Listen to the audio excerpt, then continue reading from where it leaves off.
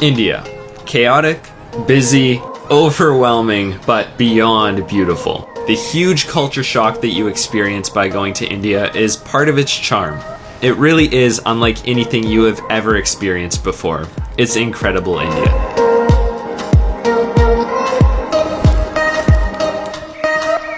What's up, my dudes? My name is Noah VDE, and today I'm going to be showing you how to travel India in 1 month. Now, don't get me wrong, India is a massive country and you could spend months exploring it, but this route will give you a little taste of everything. Starting off the travels, we will be flying into India's capital, New Delhi.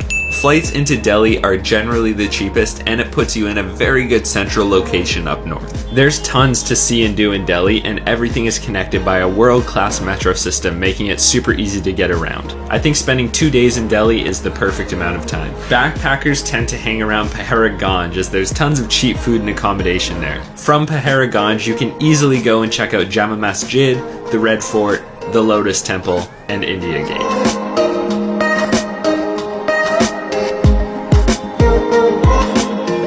One thing that is amazing throughout the entirety of India is food. And in Delhi, the food you have to try is thali. A North Indian specialty. You get a plate with curries, rice, chapati. Not gonna lie, it's pretty awesome.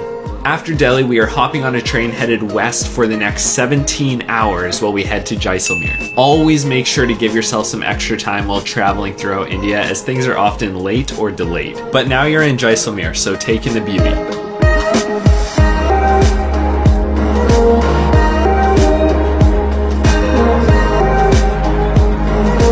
Although the city is awesome, that is not the reason it's one of my favorite places. I love it so much because of the camel safari.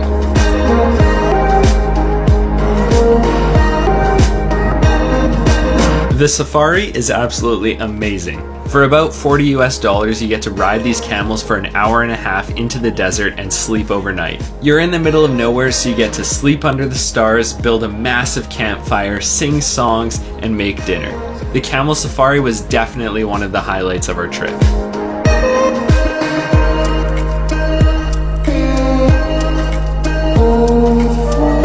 There's not a whole lot more to do in Jaisalmer, so after you've spent 1 night in the town and you've spent 1 night in the desert, you're able to move on. Next up, we're catching a bus to Udaipur.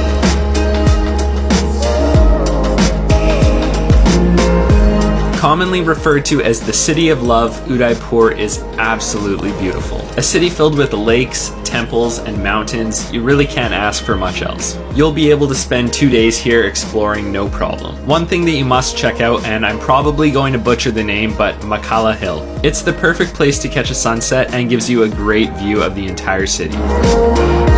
From Udaipur, we're going to catch a train to Jaipur, and that's where we're going to spend our next 2 days. Jaipur is a busy city with lots of history. It's filled with museums, gigantic forts, and it has a ton of unique architecture. While the city itself was not my favorite, I most definitely enjoyed visiting things like the Amber Fort and Jantar Mantar. Pro tip, if you have a student card, bring it with you because you can get a massive discount to see all of these attractions.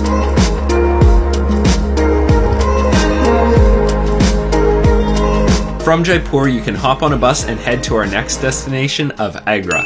You may or may not have heard of Agra before, but you most definitely know what it's famous for: the Taj Mahal. I went into the Taj Mahal not expecting much. I really thought it was going to be an overhyped tourist attraction, but I was wrong.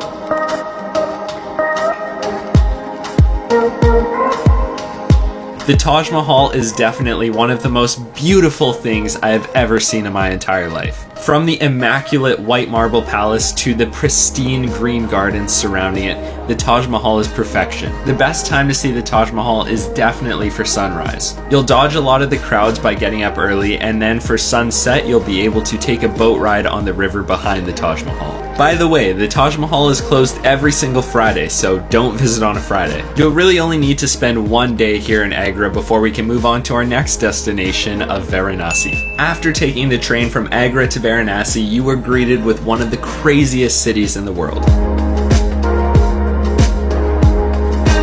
Varanasi is definitely not for the faint of heart. Located alongside the Ganges River, Varanasi is one of the holiest cities in the Hindu religion. People from all over the country come to Varanasi with their families and friends to perform funeral rites or celebrations of life for their loved ones. What makes Varanasi so crazy and chaotic and unique is how open these celebrations are. Now, it would have been disrespectful for me to take pictures or videos of these events actually occurring, but this stuff happens throughout the entire city 24/7.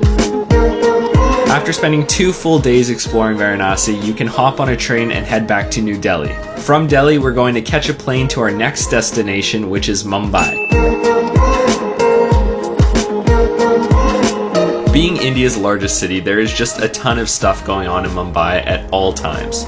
You won't need to spend any more than 2 days here, as that gives you enough time to explore and see the sights. You can check out the Gateway of India, and you can do a city tour if you want, but I honestly prefer just walking around the streets by myself. Before we move on to our next destination though, I created a travel guide for those of you who are headed off to India and have questions or want to just know a bit more about the country. It covers things like the cost of a trip to India, how to deal with visas, vaccines, and banking, how to get around the country. Seriously, anything and everything that I wanted to know before I left in one guide. If you guys want to check it out, feel free to noavde.com/store. Once you've seen enough of Mumbai, hop on a train and head down south to Anjuna Beach, Goa.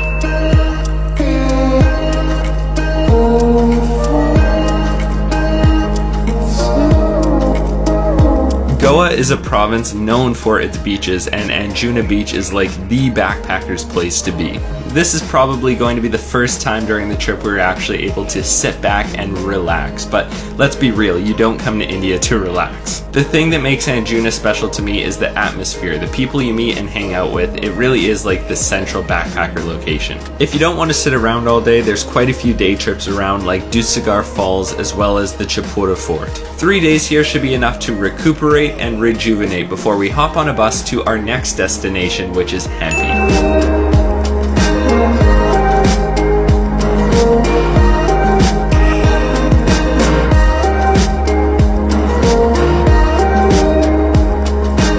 Hampi is a super unique, tiny village in India that's about an 8-hour bus ride away from Anjuna Beach. It was definitely one of my favorite places we visited in India just because of how unique it is. I've never seen anything like it. This ancient village is surrounded by massive boulders, flowing rivers, intricate temples. It has so much to offer. I highly recommend you give yourself a day to rent a bike and just ride around. Stop wherever you see something interesting and just take in the views.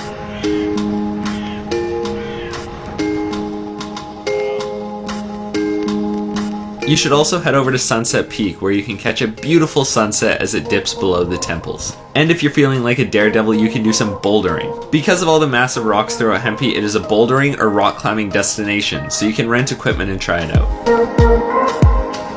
It's time to make our way to our last destination, which is Alleppey in Kerala. While you're waiting for your train, make sure you try some Indian masala chai tea. I drink a couple glasses of this stuff every day. It is delicious. Kerala is often regarded as the most beautiful state in India, and it's home to the backwaters.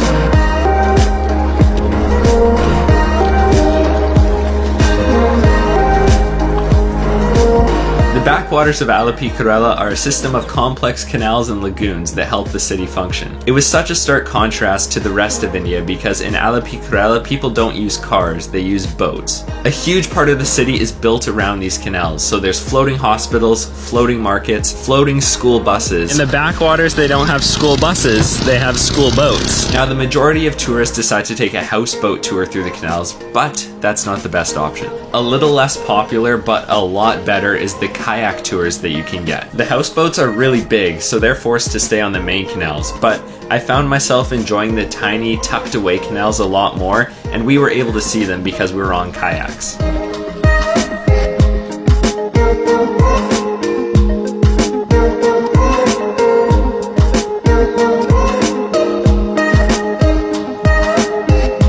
And just like that, you've spent 30 days traveling through India. It's insane how fast it goes. Depending on your next destination, your best bet is probably taking a train down south to Trivandrum and then catching a plane either to Mumbai or somewhere else from there. Thank you so much for watching, my dudes. I really hope you were able to take something away from this guide. And remember, if you're headed to India, I wrote some travel guides just for you. You can check them out on my website. Peace out, my dudes, and I'll see you in another one.